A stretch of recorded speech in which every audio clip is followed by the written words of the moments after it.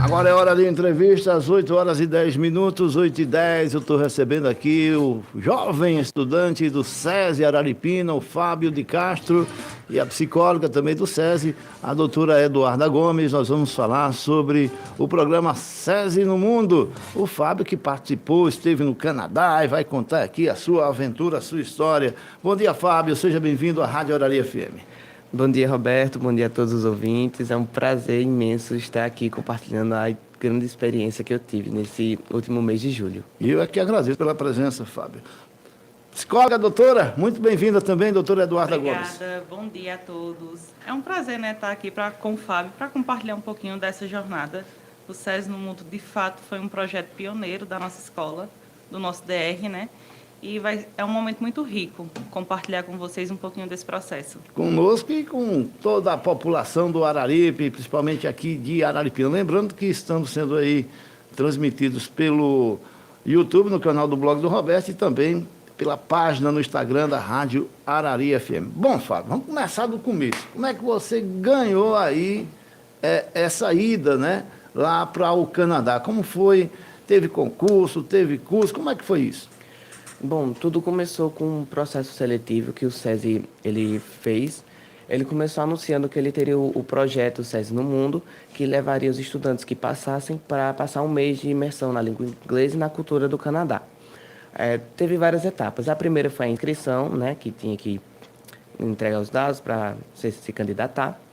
A segunda fase foi uma prova escrita, que contava com, eu acho que eram 15 questões e uma redação totalmente em inglês. Questão de interpretação, de gramática e a redação para saber o domínio da questão escrita e também gramatical. Os 5 colocados que passassem na prova escrita, eles eram classificados para prova de fala, onde a gente teria que conversar em inglês com a funcionária para ela medir o nosso nível de inglês. E dessa prova, ela poderia ser considerada como uma eliminativa, porque a partir dessa prova, o primeiro colocado ele passava para a parte de entrevista com uma psicóloga e depois ia para a parte de entregar a documentação, etc. e tal. Essa prova foi muito concorrida. Se eu não me engano, foram 2 salas do SESI, foram cheias, 2 salas lotadas de alunos que foram fazer a prova escrita. E só 5 alunos passaram. Dentre eles, graças a Deus, eu estava no meio. Foi bem, podemos dizer assim, desafiador, porque eu era amigo de das pessoas que também estavam participando e eu conhecia bem o domínio que eles tinham do inglês. E nessas horas eu fiquei, meu Deus, olha só, como é que eu vou passar com uma pessoa tão boa assim? Mas aí eu tinha o apoio dos meus amigos, da minha família, minha mãe principalmente, que se não fosse por ela, eu não teria feito a prova. Para ser sincero, eu não estava com vontade de fazer a prova, eu não sabia o porquê. Provavelmente na minha cabeça, eu não achava que eu fosse ser capaz de passar, mas ela me apoiou e disse, não, faz a prova, porque mesmo que você não passar, é uma experiência. Eu digo, tudo bem. Fiz a prova e passei em 5º lugar na prova de escrita. Quando foi para a prova de conversação, lá foi uma conversa de, se eu não me engano, foi bem curta, acho que foi uns 10 minutinhos só de conversa. Tudo isso, essas conversas, tudo no SESI, né? Sim, a prova foi no SESI, mas a prova de conversação foi online. Ah, certo, Foi certo, online. certo. Nisso, foi bem acirrado a prova de conversação entre os concorrentes. Eu acabei passando em primeiro. E eu digo que foi bem acirrado porque a diferença de mim para a pessoa que ficou em segundo colocado foi só de 0,2 pontos. Então, foi realmente bem acirrado. Aí, graças a Deus, esse foi o processo seletivo. Depois foi a entrevista com a psicóloga, que era para explicar mais como seria o processo, saber como é que eu estava em relação a isso, conversar também com meus pais para saber, para esclarecer algumas coisas, saber como eles estavam em relação a isso, sabendo que eu ia passar. Se eu passasse, fosse para frente, eu ia acabar por ficar um mês longe de casa, E foi assim no total. Depois teve a parte da documentação, de tirar o passaporte, entregar os documentos para a empresa, de intercâmbio, para organizar todas as coisas, para chegar no dia da viagem e tudo certo. Tudo certo. Você eliminou a pergunta que eu ia fazer a você, se seus pais estavam concordando de você viajar, passar um mês longe de casa e para longe, né? Para ali, para Moraes, não, nem para Trindade, não. Rapaz, é longe onde você foi, viu? E aí a outra é a seguinte, você, é claro, evidentemente, você fez curso de inglês, né? Mais ou menos. Quando eu era pequeno, quando eu estudava no Sesc, eu fiz um curso de inglês, sim, quando eu estava mais ou menos no terceiro ano. Eu fiz um curso de inglês que eu não lembro muito bem. Só que o máximo que eu aprendi de inglês foi na minha vivência mesmo, do meu costume com o inglês. Porque desde pequeno eu sempre fui muito ligado ao âmbito digital, principalmente a partir de jogos digitais. E consumir conteúdos assim, não tinha pessoas no Brasil que produziam os conteúdos que eu tinha interesse. Então eu tinha que buscar em lugares fora do Brasil, né, em conteúdos que vinham de fora do Brasil. Aí desde pequeno eu sempre assisti vídeos, animações, via jogos em inglês. Aí nisso eu já fui crescendo, acostumado com o inglês. E com o tempo eu fui me aperfeiçoando, fui escutando músicas em inglês. E eu não, é o que eu digo, eu não sei como eu aprendi, certamente. Não tenho como dizer certamente como eu aprendi. Eu só sei que, graças a Deus, eu agora sei que eu tenho um bom domínio do inglês. Rapaz, que experiência arretada, né? Agora que eu tô vendo, viu, gatão, viu, Eric? É que meu filho também joga muito esse negócio aí e ele é meio desenrolado em inglês, tá vendo? O jogo tem um lado bom, tem um lado ruim, tá vendo? Esse aí é o lado bom. Não é não, doutora? Exatamente. Às vezes a gente coloca a tecnologia, as redes sociais, os jogos como um vilão. Só que não necessariamente. Depende muito de como vai ser jogado, como vai ser vivenciado nessa experiência no mundo digital. Tem muitos jogos, de fato, que são produzidos, por exemplo, nos Estados Unidos. Então, até chegar no Brasil, existem várias traduções, só que é muito comum, por exemplo, quem gosta de fato dessa experiência, tem o contato inicial e ali começa a conversar, às vezes, com outros colegas que jogam e começam a ter esse domínio do inglês por conta dessa experiência, né, do convívio. É uma aprendizagem autodidata, digamos assim.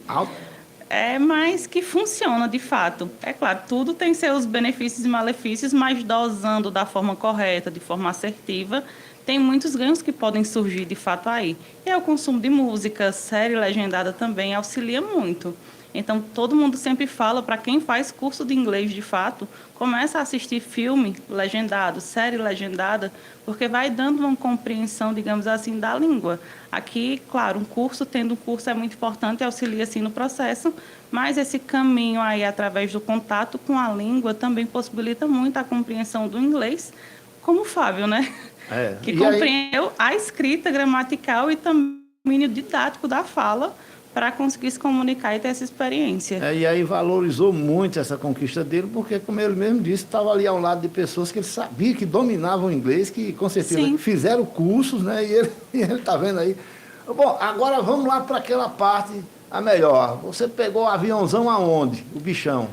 Bom, foi uma escala imensa para chegar lá. Começou saindo das 3 horas da manhã do aeroporto de Recife. A gente foi para São Paulo. Chegando lá em São Paulo, a gente ficou mais ou menos, acho que foi 3 horas lá, né, para tomar café e esperar o próximo voo. De São Paulo, a gente foi para o Panamá. Aí chegamos lá por volta das 3 horas da tarde do horário de lá. Panamá é América Central, né? Exatamente. Aí o nosso voo, ele era 1 hora depois, nas 4. Aí a gente teve um tempinho, né, para comprar algum lanche, para se alimentar. E depois a gente pegou o voo às 4 da tarde e voamos de lá direto para o Canadá. Quando você fala você e quem? Quem estava acompanhando você? Bom, tava eu e mais 11 estudantes e o guia, porque o programa SESI no Mundo, ele engloba todas as unidades SESI de Pernambuco. Foi o mesmo processo seletivo que eu fiz, ocorreu em cada das 12 unidades SESI. Nisso foi eu e mais 11 estudantes, um de cada unidade que também fez o processo seletivo, passou, e o guia da empresa Intercâmbio, o Kaique.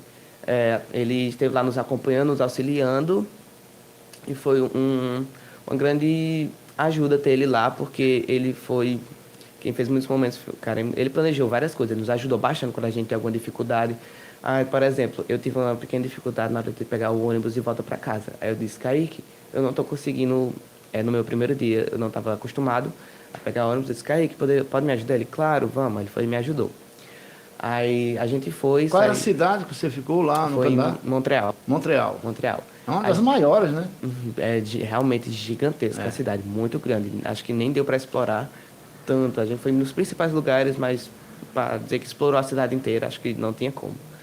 A gente saiu do Panamá às 4 da tarde e chegou lá em Montreal por volta das meia-noite e 1 hora da manhã. E aí você ficou na casa de quem? Como é que foi lá? A gente ficou num programa de casa de famílias, né? Homestays. Cada um ficou em uma casa, em uma localidade diferente, porque não queriam que a gente ficasse junto por causa do português. Não queriam que a gente se comunicasse em português entre a gente, para que a gente treinasse mais o nosso inglês. Nisso, eu fiquei numa casa com a homestay, né? Um senhor e uma senhora. E foi... Como é que eu posso dizer? Foi meio... Não sei, eu fiquei nervoso, né? Logicamente, chegar na casa de outra pessoa para ficar por um mês, né? Tinha que me acostumar com as regras de lá, com o ambiente, com os costumes de lá. Porque, por exemplo, eles tinham o costume de, quando chegasse em casa, tirar o calçado que usou na rua. Por exemplo, se eu fui de sapato para a escola, quando chegasse em casa, eu tinha que tirar o sapato e ou ficar descalço, ou usar uma meia, ou usar um calçado somente para andar em casa, que foi o que eu optei. Também tinha a questão da alimentação lá, que a homestay proporcionava alimentação, né? Café da manhã, o almoço e o jantar. O café da manhã eu mesmo fazia, eu acordava cedo, eu fazia, por exemplo, torradas para comer com leite achocolatado. No almoço fazia um sanduíche, porque lá eles têm uma cultura diferente da nossa. Aqui. No almoço aqui a gente tem o costume de comer arroz, feijão, salada, carne. Lá não, lá eles é como se fosse só um lanchezinho para, como podemos dizer assim, enganar a barriga. Eles faziam só um sanduíchezinho e a refeição de verdade, parecida com o que a gente tem aqui no Brasil, era na janta, que aí sim era coisa que tinha mais sustância, por exemplo, um arroz, uma macarronada, um prato mais completo. Por Feijão assim dizer. não? Feijão tinha, só que era bem estranho, podemos dizer assim. Não era como o feijão que a gente tem aqui. Os caroços de feijão com caldo, não, era mais pastoso, assim, como se tivesse sido enlatado, né? Porque lá eles têm um costume muito grande de comer comida assim enlatada. Bom, doutora, e aí, como é que faz para, na cabeça de um jovem desse, assim, chegar numa casa de duas pessoas estranhas, né, sem conhecer, com regras diferentes, o cara não podia entrar com sapato que vem da escola, e a comida no almoço é só um sanduíche. Doutor Eduardo, como é que faz aí? Diga aí, na cabeça de um jovem. É por isso que é tão importante as etapas do processo, né, para o intercâmbio. Fábio explicou, foi feita a prova, a prova de conversação, mas aí tem a etapa da avaliação com a psicóloga. Na nossa unidade foi realizado por Nayara Trócoli, psicóloga da unidade de Petrolina. Então, ela veio para cá para conversar com o Fábio, para conversar com a família também, para entender como a família, se a família estava preparada de fato para ter essa experiência de um mês, para perceber também se Fábio estava de fato preparado para isso. Até porque a gente percebe que é uma mudança de vida. Por mais que a gente diga, são 30 dias, mas 30 dias imerso em outra cultura, em outro país, com outra família, é uma experiência completamente diferente. Então, essa etapa para perceber flexibilidade psicológica, para perceber como lida com mudanças, é muito importante. Muitas vezes, por exemplo, surge aquele aluno que ele faz na empolgação, de pensar, eu vou viajar, eu vou ter essa experiência, vai ser muito rico, mas é importante reconhecer se de fato hoje esse aluno ele tem capacidade para, se ele consegue de fato estar tão ausente. E aí Fábio, ele deu um show de resiliência, né? Já pensou se ele chega lá e diz, não quero. Com saudade da casa, mamãe, papai. E essa, de fato, era a nossa preocupação. Por exemplo, quando a gente foram acontecendo as entrevistas, a gente até conversava e percebia, a gente percebeu tais características em Fábio, e em outro aluno percebeu isso, em outro aluno, aí a gente disse, não, tomara que ele fique, que ele consiga, que de fato não tenha nenhum problema na documentação, porque de fato, emocionalmente, ele era o mais preparado, psicologicamente também a família estava mais preparada para. Tanto é que, de fato, a mãe dele foi um show à parte durante todo esse processo, né? Na dedicação e no empenho. Pois é, Fábio, vamos falar aí da parte da escola. Você ia para a escola, como é lá? Tem jogo de futebol? Como é? Os meninos lá brigam também como aqui? Como é? Conta aí. Bom, lá a experiência é bem, podemos dizer assim, bem diferente da que a gente tem no Brasil. Os horários, principalmente. Lá, eu e os outros, a gente entrava às 9 horas da manhã, e ficava tendo... Lá era dividido em 3 blocos, 3 períodos em que a gente focava. O primeiro bloco era focado na gramática, o segundo bloco já era focado mais no linguajar, né, na fala, e o terceiro a gente tentava integrar tudo, a gente mesclava gramática com socialização com os colegas de turma e também com a fala. É. Pois não. Nisso, o primeiro bloco ele é das 9 até as 10h30, com intervalo de 15 minutos para a gente lanchar, beber água, usar o banheiro, conversar com os colegas de outra turma. E depois voltava às 10h45 e ficava até o meio-dia. A partir do meio-dia tinha um intervalo de 50 minutos, onde a gente era liberado para almoçar. Aí nós, a homestay, a gente tinha um almoço que a nossa família preparava e levava. Mas caso a gente também preferisse, a gente podia ir para o shopping que ficava atravessando a rua. Atravessando a rua tinha um shopping e a escola também tinha uma passagem subterrânea que levava para o metrô, que conectava o metrô, a escola e o shopping. A gente podia ir para o shopping, comer algum doce, comprar um McDonald's, por exemplo, para comer. E era assim. Aí, após o intervalo de 50 minutos do almoço, a gente voltava, 12h50, e ia para o bloco até 2 horas. Nesse bloco é onde a gente juntava tudo que a gente estudou naquele dia. Esse horário ele era imposto para a gente das segundas às quintas. Nas sextas-feiras, a gente tinha aula somente ao meio-dia. E não era meio que aula, porque na quinta-feira a gente criava projetos, onde a gente pegava todos os conteúdos que a gente estudou naquela semana e juntava em uma apresentação da nossa turma, que a gente fazia no auditório da escola. Nisso, todas as turmas elas faziam. Tinha turma que apresentava desenho, turma que apresentava um esporte que eles criaram. O nosso professor, Shawn, ele gostava muito de fazer realmente encenação. Então, a gente sempre fazia um teatro.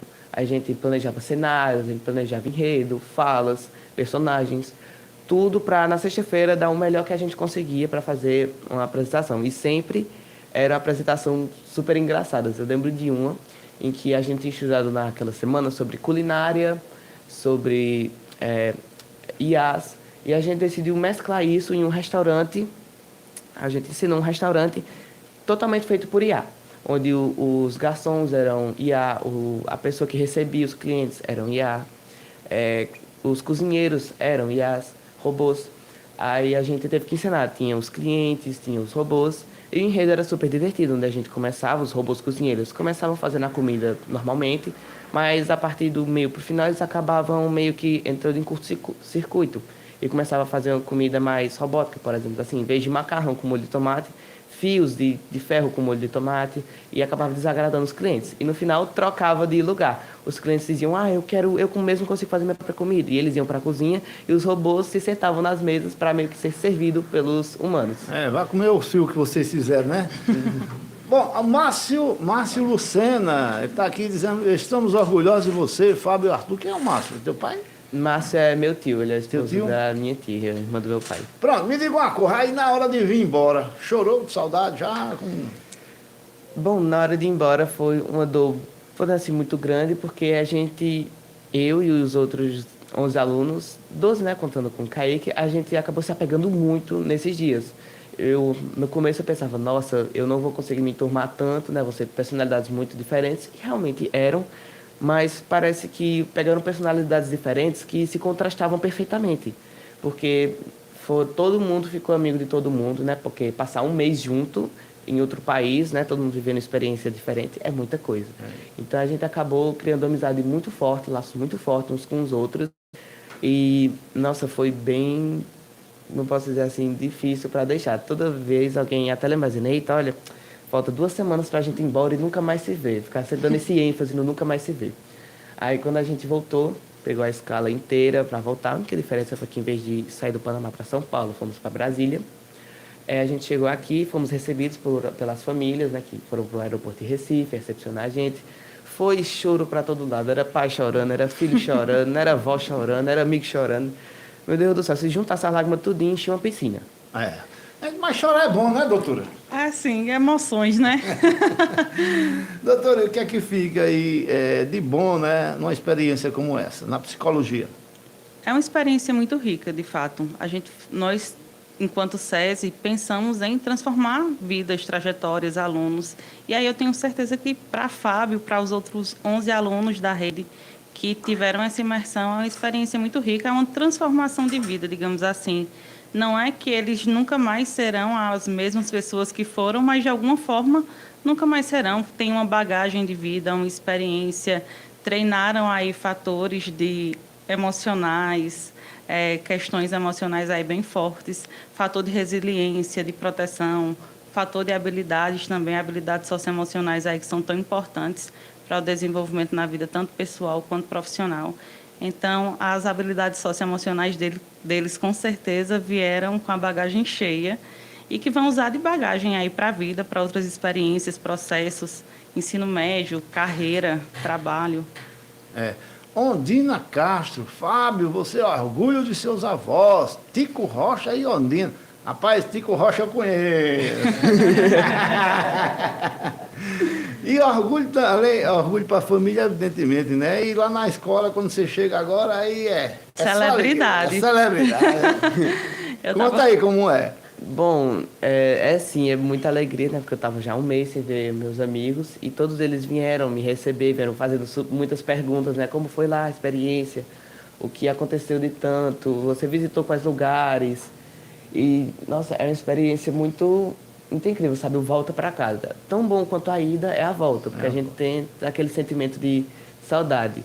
E a saudade que eu fiquei quando eu voltei não foi só dos meus colegas daqui, também dos meus outros amigos que eu fiz no intercâmbio, que todo mundo falou que realmente eu senti muita falta uns dos outros. A gente sempre dizia, não, a gente tem que se reunir para ver todo mundo, porque a gente não pode deixar isso se resumir só a um mês no Canadá.